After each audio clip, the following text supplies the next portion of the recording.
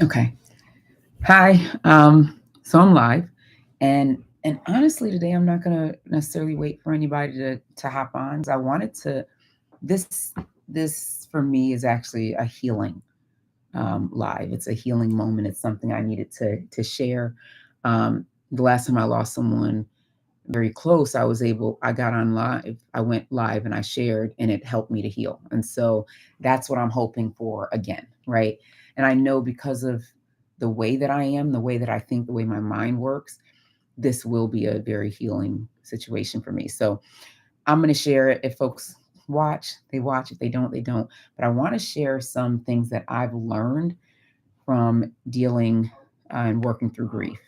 So, um, for those who don't know, a couple weeks ago, actually 2 weeks ago today, my favorite aunt passed away, and she was my person, right?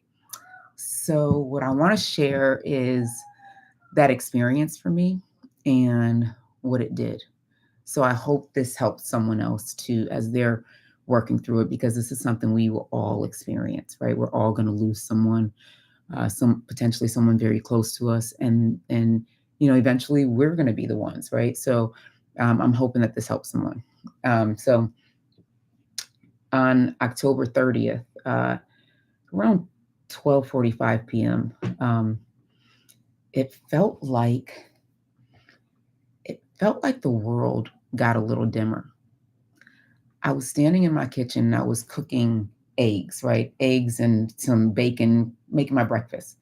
And all of a sudden, I couldn't see my pan. I couldn't see the eggs. I had to like turn on all the lights in the kitchen, turn on the stove light, everything, because I literally couldn't see anything. And I was like, what is happening? And then I felt like a burst, and it felt like my heart left my body. And I was like, oh my gosh, that's it. She's gone. I knew in that moment. No one had called me. I felt it. I literally felt it. And I remember shortly after, I talked to my husband, I talked to my sister, my mom, and my aunts, because that morning we had watched them remove the breathing machine and things like that. And when that happens, I guess I expected it to be over, and I expected that being to be the last moment, but it wasn't. She was still alive. She literally began like moving and trying to say words and seeing us, and we were able to talk to her and speak to her, and it was amazing. But we knew that was going to be it. So at 12:45 on October 30th, when the world got dimmer, I thought, man, how are lights on and Auntie's not here? Like, people are laughing outside. That was my how I felt. And I began to fall into like a deep despair. And then I had to, because I realized that for me, for my cousins, for my mom, my aunt, my other aunt, like for our family, my uncle, like for all of us, life would never be the same, because she was that aunt, she was that person. And so, what was as I was in that despair, I thought, okay, what can I do? And I thought, maybe instead of focusing on what's been lost, I get to live into what she's taught us. So I'm going to share a couple of stories about my auntie that just shows how amazing she was. So first, and drink some water to avoid. So first, she taught us unconditional love. So my aunt, she loved powerfully. She loved like no one else loved. I never like in all of my life, I always knew I was loved. I knew my parents loved me, but the way Auntie loved me, the way she cared for me, the way she had my back, I just knew. So when I say she taught us unconditional love, There were people who had done her wrong, who had been, not as nice to her throughout our lives. And I remember she still supported them. She still loved them. I knew for a fact that there was literally nothing that I could do that would make her stop loving me. And when you have that level of love and support, risk doesn't matter. You know you can fall because someone is there. And so her teaching me that, her teaching us that allowed us to teach each other, like have that amongst each other. And by us, I mean my sisters, my cousins. We grew up together like this. We grew up like siblings, and she fostered that. We go to her house every weekend, stay the night, stay the weekend. I felt like my parents dropped us off on Friday and picked us up on Sunday after church. I mean, that was, that was it. Like we were at Auntie's house. And in the summers, we pretty much spent the whole summer there. And she loved it. And so she had us, we all grew up like we were siblings. It was like 15 of us. And then friends, like if my best friend could come and just stay the night, like my cousin's best friends, like that's just how it was. She was that amazing. So she taught us unconditional love. She taught us to love each other unconditionally and to love others unconditionally. And also in that, she taught us, we learned to love ourselves unconditionally. So I know I'll always love me. I've never had a self love issue. And that was because of what she showed us, what she gave us, who she was to us. So that's the first thing that I thought. And I know that that gets to be passed down to my kids. My kids know without a shadow of a doubt that they are loved. They have no fear when it comes to taking risks because they know that we're going to find a way to support them because that love is unconditional. I will bury the body. That's the level of love, right? So I realized that. And that's the first thing that we learned from her. The second thing is, and this actually has a story included. So Auntie always taught us to stick up for ourselves. When I was 6 years old, I'd gone to for pre-K and kindergarten, I'd gone to a predominantly Black school in the city, right? So my school was, considered not as good, I guess, right? That was a school I went to. That was actually a school that she worked at because she was a teacher, right? So that's another thing she taught us. But anyways, my parents, when I was 6, I mean, we had moved before I was 6, but when I was 6, I ended up having to go to the school that was closer to my parents' house, which was a predominantly white school. So I'm walking in there, and I'd seen white people, but I hadn't spent a ton of time with them, and now everyone was. Literally, I went from a school that was probably 85 to 90% Black to the school I went to was me, my sister, and 2 other Black kids at the whole entire elementary school. So this is a huge shift, right? A huge change. On top of that, when I got to the school, they were instead of putting me in first grade, they wanted to hold me back and put me into some middle ground between kindergarten and first grade. And the news got to Auntie, my aunt, right? That they were trying to hold me back. We didn't have cell phones back then or anything, but somehow I swear Auntie got to that school in like 15 minutes. And where she worked was definitely 30 minutes away. She came to the school, and in my mind, this is how it happened. I'm confident this is what happened, but I feel like she opened the door and was like, who do I need to talk to? And so she walks in, it was this room, and this guy who had been this teacher or counselor, I don't know who he was, but he was the evaluator to say whether I was going to go to first grade or go into this lower grade. And so when she got there, she said, "So you're trying to put my niece into kindergarten again?" And they're like, "No, this is called T1. It's between kindergarten and first grade. She's not at the level of the first grade." And Auntie said, "Well, how do you know she's not at the level?" And they said, "Well, she came from the other schools, so we know that, they're a little behind." And Auntie said, "Did you test her?" And they were like, not, I mean, we haven't tested. And she's like, "So you didn't test her. You just made an assumption based on where she went to school. What you didn't know is that her aunt has been a teacher for 28 years.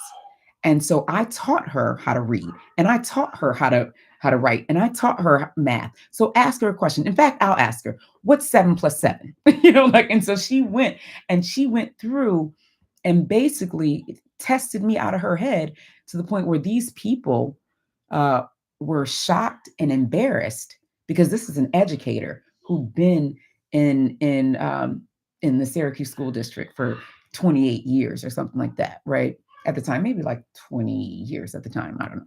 But and she's telling them, no, this is not going to work, right? So at the end of that day, or the end of that conversation, needless to say, they put me in first grade, and actually had to put me in the higher reading levels and the higher levels because she highlighted to them that I could do the work, and to stop pigeonholing me based on where I came from prior to that, and or my skin color. And so the reason I tell that story is because when people talk about me, they always say, well, she's going to stand up for herself. And this is where I got it from. I knew in that moment, Auntie was teaching me to stand up for myself, to stand up for my kids, to stand up for what I believe, and to never let anyone decide who I was going to be or what I was going to do. And this is what she taught us all, me, my sisters, my cousins, her amazing son, right? Like, this is what she taught us all. And so we got to take that with us. And I mean, we don't play games when it comes to standing up for what we believe in my family. And that stemmed from her. So she gave us so much. And she taught us so much. She was our first teacher. We learned to read. We learned to write. We learned math. I was 6 years old and I knew multiplication facts. Like, these are the things that and now now I ended up getting my master's in engineering. That was the foundation, right? So it's like, we get to hold on to the things that she taught us. And when I'm talking about how I'm dealing with grief, um, those are the things, holding on to what she's taught us, what I learned in the time that we had, that helps me. And I'm still sad about it, but that has helped me through it. The other thing is, we had her funeral last weekend. Well, actually, last week, it was the middle of the week. It was a Wednesday at noon, a Wednesday at 12 p.m., right? And the church was packed, wall to wall, standing room only. And I remember looking around thinking, this is absolutely beautiful. How many people flew in from, 10 states away, or drove up, or, dropped everything to be there because they needed to honor her? At the wake the day before, because I stood there the whole time, I wanted to be with her. I needed to be near her to know. I needed to accept it. And the day before, there was this man that came in. He was probably, I'm going to call him a man, but I would have called him a kid, but he was probably like 27, right? He came in and he kneeled by the casket for about 15 minutes, kneeling, praying, and crying. And I'm thinking, none of us even knew this kid. Come to find out, he was one of her students. That's the level of impact. When your student comes and is processing it in that way, at that level. But at 12 o'clock on a Wednesday, we're in the church and it is wall to wall. It is packed because all of these people wanted to honor Auntie. This shows how amazing a person is. This shows how powerful and how many people she touched. People were having a really tough time, present company included, right? But to watch, even the pastor, when he was doing the ashes to ashes, dust to dust, he had to pause. They had to comfort the pastor. This is how amazing she was. This is how amazing my auntie, Margaret Glenn, was. And I'm so privileged. Mm, I'm so privileged to have had her in my life for 44 years. I'm honored and I'm thankful. And that is what I wanted to share today. Just we get to be thankful for the time that we had with this person. We get to be thankful for the memories and the lessons that we learned. And if you're struggling through grief, you know, think about those things. See what you can hold on to, laugh, enjoy, and seek help. You know, seek help from a therapist that works with grief, that specializes in grief, or even other people who specialize in grief. I have there's someone I'm actually meeting in a couple next week. I think we have a call, and it's actually not even about this. It's about her, potentially being a part of my coaching program and things like that, right? But she specializes in grief. She's a grief counselor. She works with people to she's a grief coach. She works with people to release grief. And I think, wow, how amazing that you can hold that level of space for someone and work with someone through their healing, because healing is tough. So this was actually very therapeutic for me. Um, I know that going live and speaking on it allows me to release. So I'm thankful for that. And I hope it helped someone out here who has experienced grief or maybe going through that right now. Because for some, you may be experiencing it for years and years. You know, um, some people don't just get right over it. And so in those instances, I would definitely say seek out and reach out to a grief counselor who can potentially guide you through this and help you and have your back and support you and help you through this healing journey, because it is tough. Um, Definitely think about the things that this person has shared with you and helped you through, guided you through. Think about the fun and amazing times that you had. Think about the love that you shared. Um, and think about how much this person has gifted you in life, because that is one of the main things, the major things that I think about. My life, I wouldn't be who I am now, where I am now, had I not been her niece, you know? And like small things that, like, I remember being 12 years old, no, 11 years old. And it was my birthday. And we went to Red Lobster, right? And Auntie never missed my Red Lobster birthdays. She came to that. She came to all my graduations. She came to everything. She made it a point. So we're at Red Lobster, and I'll never forget. I wanted to get an adult meal, right? Because it's 11 and up. You can be an adult. You can get adult meals. But my parents, they were like, "Please, I'm not paying extra for an adult meal. Go and get the $3 or $5 kids meal, right?" And I was like, "But I'm 11 now. Like, it's my birthday. Can't believe this." Of course, Auntie's like, "I'm gonna pay for it. Go ahead and get whatever you want, babe." You know? So that was another thing, right? It was like when mommy and daddy say no, Auntie says yes. And we went with it, Um, knowing that we had that level of support, that we had that level of that foundation, it's like that cushion, meant that if we fell, it was okay because someone was going to pick us up. And so I hope that each and every person who's watching this, whoever sees this, and even if you don't, I hope that each and every person has that cushion, has someone that is going to have your back regardless. Because, or you can be that cushion to someone else. Because that's what I know. I know I always had it in Auntie, and because I had it in her, that's what I look for in other friendships, relationships, and things like that. I know that if I fall, my husband is there. I know some of my closest friends in the world are there.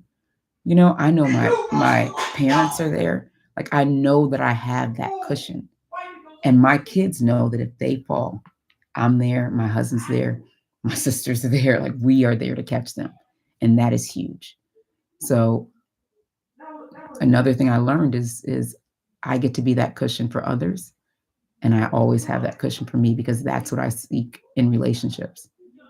So I hope that helps someone. I really hope that if you are going through the grieving process, that you reach out and seek whatever help you can get. I'm doing the exact same thing. Um, Now that I have pushed through this and finally gone live and talked about it, I will be going live more about the normal topics that I go live on, and also bringing guest speakers on. I needed to push through this. If you know, if you've been following for a while, you'll see I normally would go live about every week, and then I just kind of stopped, and it was this. So I'll be back going live. I'll be bringing on guest speakers. My dream, my goal, and my mission is to create a culture, especially within this YouTube channel, of wellness. So sharing talks and topics and conversations around wellness, bringing in other wellness entrepreneurs to speak on topics and to share expertise and share tips and secrets and all those things here on this channel, so that you have that, right? And especially if you find someone that has what you need, then you can actually reach out to them and connect with them and get in their sphere, get on their newsletter, join their program or whatever. That's what I want to create here. So that's what we're creating. And so I'm super excited about that. And I'm so thankful. So I hope everyone has a great day, a great week. Happy Thanksgiving. And I know I get to step into Thanksgiving going back home, which this is going to be the first time I've been there without her. But I know that I get to step into this Thanksgiving feeling, what's the word I'm looking for? Stronger, feeling more at peace, and knowing that I'm over the hump and ready to kind of move forward and feel good. All right. So thank you all for listening. I hope everyone has a great day and take care. We'll talk soon.